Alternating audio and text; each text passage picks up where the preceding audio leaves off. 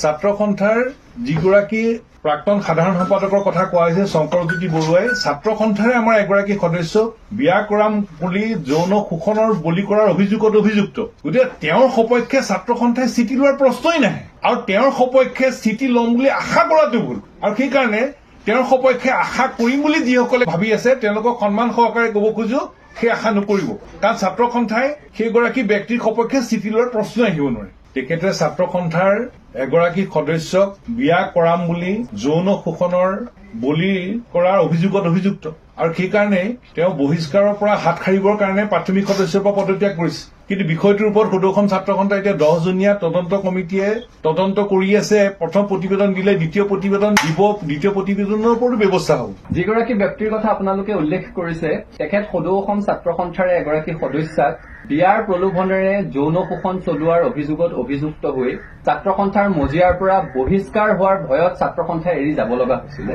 ছাত্ৰ সন্থাৰ সেই সদস্যগৰাকী এতিয়াও সংগঠনটোত আছে, তেওঁ এতিয়াও আদালতৰ দুৱাৰ টুকুৰিয়াই আছে, আদালতত আইনী যুঁজ চলি আছে। সদৌ অসম ছাত্ৰ সন্থাই সেই ঘটনাৰ সন্দৰ্ভতে গঠন কৰি দিয়া 10জনীয়া তদন্ত সমিতিয়ে প্ৰথম প্ৰতিবেদন দাখিল কৰিছে, দ্বিতীয়খন প্ৰতিবেদন দিবলৈ এতিয়াও বাকী আছে, য'ত সেই ব্যক্তিগৰাকীৰ সন্দৰ্ভত কেতবোৰ গুৰুতৰ অভিযোগ উত্থাপন কৰা হৈছে। গতিকে ছাত্ৰ সন্থাৰ এগৰাকী সদস্যক বিয়াৰ প্ৰলোভনেৰে সৈতে যৌন শোষণ চলোৱাৰ অভিযোগত অভিযুক্ত এগৰাকী ব্যক্তিৰ সপক্ষে ছাত্ৰ সন্থাৰ স্থিতি থকাৰ কোনো প্ৰশ্নই আহিব নোৱাৰে আৰু সেইকাৰণে ছাত্ৰ সন্থাই তেখেতৰ সপক্ষে স্থিতি ল'ব বুলি আশা কৰাটোও অনুচিত। দেখিছো বহুতে ছাত্ৰ সন্থাৰ এই সন্দৰ্ভত এটা স্থিতি আশা কৰিছিলে, কিন্তু নিজৰ ঘৰৰ এগৰাকী সদস্যাক যৌন শোষণৰ অভিযোগত অভিযুক্ত এগৰাকী ব্যক্তিৰ সপক্ষে ছাত্ৰ সন্থাই স্থিতি লোৱাৰ কোনো প্ৰশ্নই আহিব নোৱাৰে। এই সন্দৰ্ভত বহুজনে আমাক সমালোচনা কৰাও পৰিলক্ষিত হৈছে, সামাজিক মাধ্যমত বিভিন্ন ধৰণৰ কথা বতৰা আলোচনা হৈছে। সকলোৱে নিজে এবাৰ সেই কথাটো উপলব্ধি কৰিলেই হ'ল, নিজৰ ঘৰৰ এগৰাকী যুৱতী আৰু কেৱল প্ৰেমৰ সম্পৰ্ক নহয়, বিয়াৰ প্ৰলোভনেৰে সৈতে যৌন শোষণৰ অভিযোগত অভিযুক্ত। তেনে প্ৰেক্ষাপটত সদৌ অসম ছাত্ৰ সন্থাই সেইগৰাকী অভিযুক্ত ব্যক্তিৰ প্ৰতি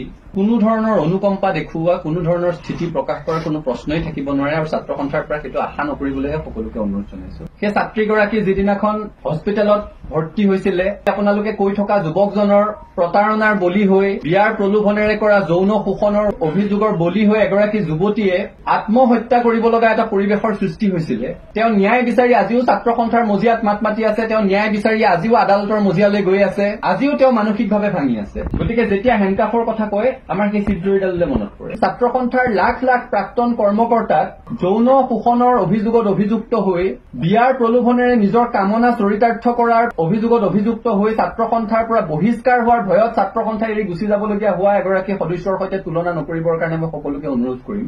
ছাত্ৰ সন্থাৰ প্ৰাক্তনসকলে মৰ্যাদা সহকাৰে জীৱন নিৰ্বাহ কৰি আছে, কোনোবা খুব প্ৰতিষ্ঠিত হৈছে, কোনোবা প্ৰতিষ্ঠিত হ'ব পৰা নাই, দুবেলা দুসাঁজ কষ্টৰে খাই আছে, কিন্তু কোনো অনা অসমীয়া ব্যৱসায়ীৰ হৈ পেট্ৰল পাম্প দখল কৰিব গৈছে বুলি অভিযোগত আজিলৈকে কোনো প্ৰাক্তন ছাত্ৰ সন্থাৰ নেতা অভিযুক্ত হোৱা নাই। গতিকে প্ৰাক্তনসকলক তেখেতৰ সৈতে তুলনা কৰি একাকাৰ নকৰিবৰ কাৰণে সকলোকে অনুৰোধ জনাইছো। ছাত্ৰ সন্থাৰ পৰা মৰ্যাদা সহকাৰে বিদায় লোৱা আৰু সমাজত মৰ্যাদা সহকাৰে জীৱন ধাৰণ কৰি থকা ছাত্ৰ সন্থাৰ প্ৰতিগৰাকী প্ৰাক্তন কৰ্মকৰ্তাৰ প্ৰতি ছাত্ৰ সন্থাৰ সন্মান আছে, সমীহ আছে, ভালপোৱা আছে, দায়বদ্ধতা আছে।